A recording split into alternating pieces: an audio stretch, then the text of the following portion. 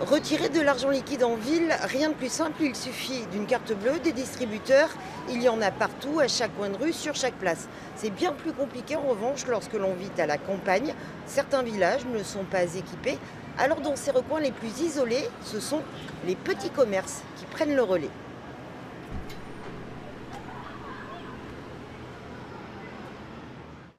Sarigné, dans la campagne angevine, 800 habitants et 0 distributeur. Depuis bientôt 10 ans, c'est l'unique commerce du village qui fait office de banque. Tu veux combien, Véronique? 20? Ouais. Ça m'évite d'aller à la banque parce qu'il faut qu'on aille sur Saint-Sylvain ou sur Andard. C'est loin? Non, c'est pas bien loin, ça fait 6 km à peu près. Mais bon, voilà, c'est plus pratique ici. Dans cette épicerie bistrot, les clients peuvent retirer jusqu'à 100 €. Alors tu veux combien du coup, Alain? Sans aucun frais. Hop, je te donne ici. Pratiquement une fois par semaine, faut tirer une petite somme, quoi. C'est pratique.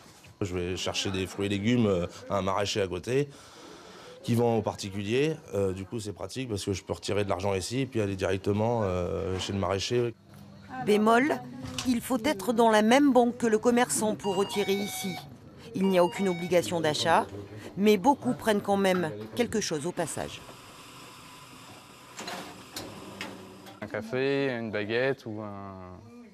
Ils consomment en même temps en fait. Donc du coup, ce service-là, en fait, j'y gagne un peu plus, que du coup mes clients restent chez moi au lieu d'aller au distributeur retirer. Et puis on a le contact aussi humain, quoi. Dans cette moyenne surface parisienne, en revanche, il faut d'abord passer à la caisse. Comme un distributeur de billets, la machine prélève la somme sur votre compte et vous la donne en liquide. Ça s'appelle le cashback et c'est tout nouveau. Je viens quasiment tous les jours ici, donc ça m'évite de me déplacer dans une banque. Donc oui, je le ferai. C'est intéressant. Pourquoi? Ça peut dépanner. Mais en majorité, les clients n'y sont pas favorables. Le supermarché a son métier, la banque a son métier, et peut-être pas besoin de mélanger les deux, quoi. Niveau sécurité, est-ce que c'est bien ou pas? Je m'en servirai pas, parce que je paye tout en carte bleue. Pour retirer de l'argent ici, il faut obligatoirement acheter quelque chose. Aucun frais pour le client, mais un plafond de retrait, 50 € maximum.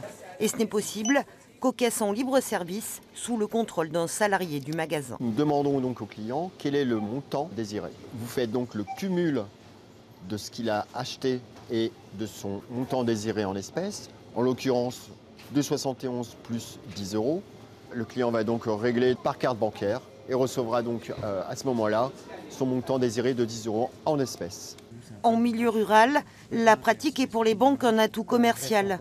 Dans le Maine-et-Loire, grâce à quelques 5000 points de retrait, 2 millions de transactions sont enregistrées chaque année, sans pour autant concurrencer les agences. Encore confidentiel, en France, le cashback est une habitude chez nos voisins allemands. Outre-Rhin, la plupart des stations-service le pratiquent. Cela permet de simplifier la vie de la clientèle, mais aussi celle des commerçants avec moins de liquidités en caisse. Ils sont aussi moins exposés au braquage.